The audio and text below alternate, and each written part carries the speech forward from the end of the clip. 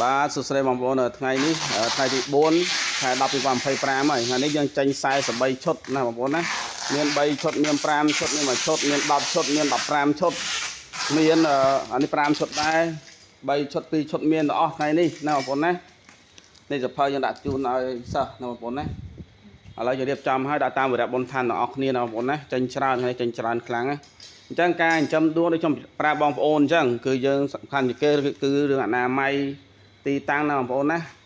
ចាំបានអតិជនគាត់ទិញទៅក៏ហូបមានទំនុកចិត្តគាត់មកដល់ផ្ទះយើងក៏មានទំនុកចិត្តដែរណាបងប្អូនណាកន្លែងឃ្លាំងយើងធានាស្អាតការចិញ្ចឹមដួងធានាថា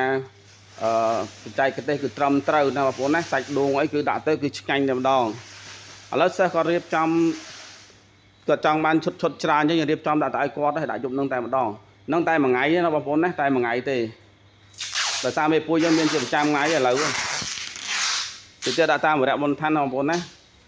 ចឹងសរុប43ឈុតច្រើនមែនទែនថ្ងៃនេះអូខេអញ្ចឹងសិស្សបងប្អូនចង់ចេះចិញ្ចឹមដួងអីតាក់ទងខ្ញុំបងប្អូនការបច្ចេកទេសធានាថាចិញ្ចឹមតាមស្តង់ដារដែលអាចលក់ទៅគឺ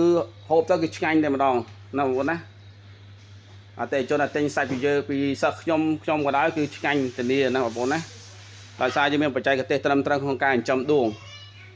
ធ្វើឲ្យដួងហ្នឹងសាច់ឆ្ងាញ់មានអនាម័យមានផាសុខភាព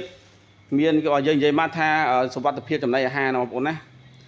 ឡូវចេញតនៅរៀបចំណីទៀតនេះមួយថ្ងៃតាមម៉ោង5មកបងប្អូនណាតិចទៀតយើងដាក់តាមវិរៈបុណ្យឋានទៅណាបងប្អូនណា